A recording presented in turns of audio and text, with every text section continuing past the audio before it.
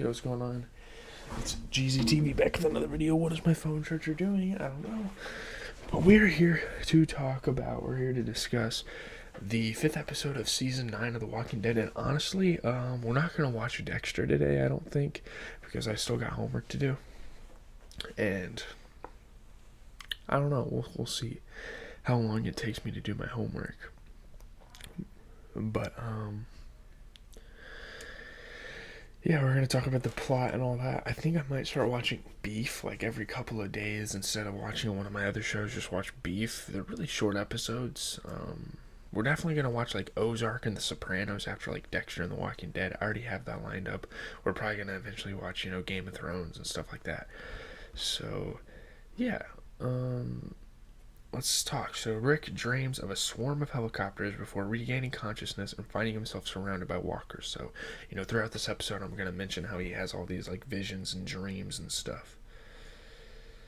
He manages to free himself of the rebar he had been impaled on after being thrown off by a spooked horse, but is bleeding profusely. Like, he needs to get somewhere quickly or else he's probably going to bleed out.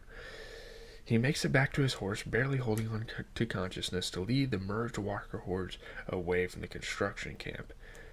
Getting enough of a lead, he finds an abandoned cabin nearby to create makeshift bandages before leading the hordes onward. So, like, he keeps, kind of leading them.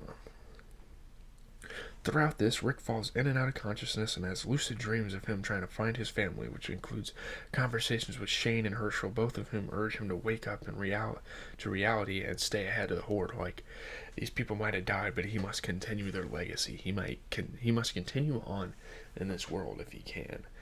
They sure as hell would if they could.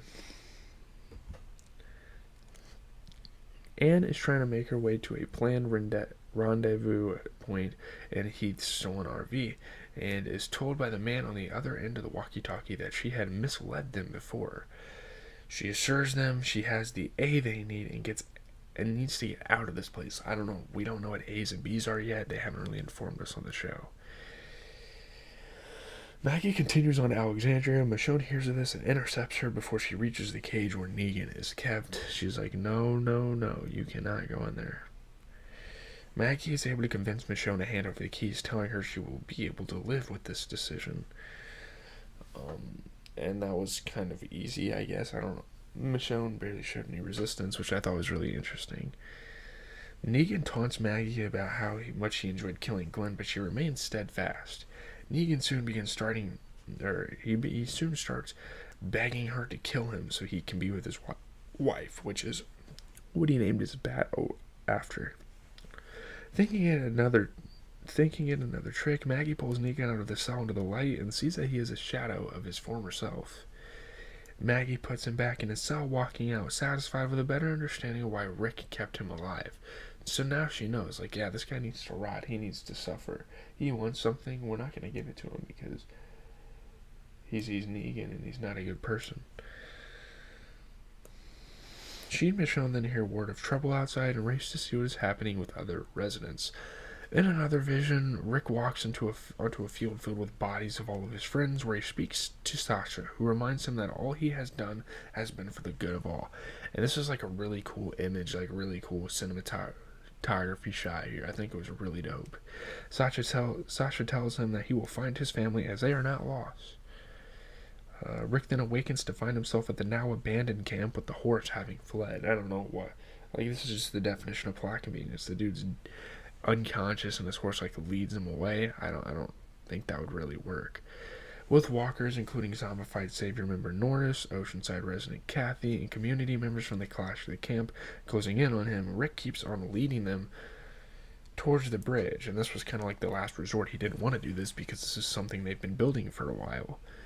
He stumbles just short of the bridge, but as the walkers near him, he sees Michonne lead a large group of his allies to dispatch the walkers.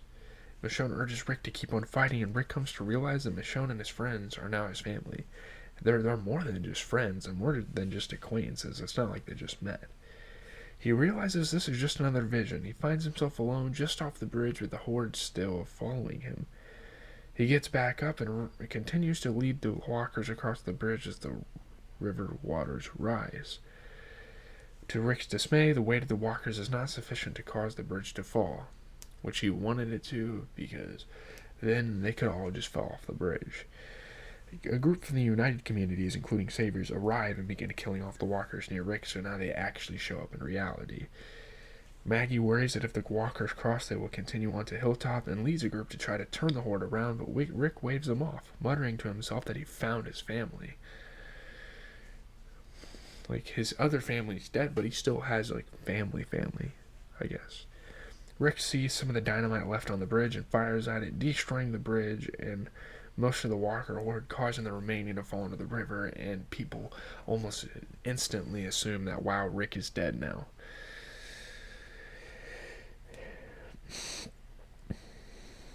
To his allies, Rick appears to have been killed in the explosion, and several break out in tears of grief, and for a while we actually think he dies. Anne sees the smoke from the explosion and chatter over the walkie-talkies about Rick's apparent death while the helicopter lands nearby. She sees Rick on the bank of the river, still alive but severely injured. She wants to be the one to save him, and she tells the pilot that she has a B. I'm not really sure what the hell that means. Again, like a bad guy and A is ally, I don't know. That's kind of my theory so far. And convinces the helicopter to rescue Rick. She and Rick are airlifted away to places unknown. So now we fast forward 6 years later. For whatever reason, a small group of survivors. So apparently this shit is not going away anytime soon. Magna, Connie, Kelly, Yumiko, and Luke are trying to hold off a walker horde when a few are shot from a forest nearby. The group is told to take cover and find that they have been rescued by a now preteen Judith Grimes, which this was a very fucking confusing ending, but I thought it was kind of cool at the same time, who wears Carl's hat and is armed with Rick's revolver and a katana like Michonne, which is super badass. Like, I'm not sure if this show's gonna like lapse that far in the future and like talk about it, but yeah. I mean, this was a pretty good episode. You know, Andrew Lincoln's performance, the return of John Bernthal as Shane Walsh was all great. I got a 6.4 out of 10, 76%, 33 reviews. I mean, this is probably one of the worst episodes of the season, but it's still not that bad. What comes after serves as an emotionally raw and rousing farewell to series lead Andrew Lincoln. Though some viewers may find Rick Grimes' ambiguous departure more of a cop-out than a relief. Wait, what? Is he gone? Wait a sec. I thought Rick was just going to be airlifted and it would be fine, but no, he's like gone from the series. Really? Wow, okay. That's really interesting. I didn't even know that. That's kind of insane. It got to be on IndieWire. This is pretty good. I mean, what comes after, at least before things take a serious turn for the bonkers, is a perfectly acceptable, somewhat cliche-ridden episode of television with some extremely welcome returns. Lincoln's development was pretty good. The Walking Dead is a sprawling cast of characters, but the story at its core has always revolved around Rick's leadership of the group of survivors. I was bawling like a baby, or I don't say that. This was an emotional episode. I enjoyed all the callbacks to episode 1 for sure, and seeing the return of John Bernthal, Scott Wilson, and Sonequa Martin Green was great.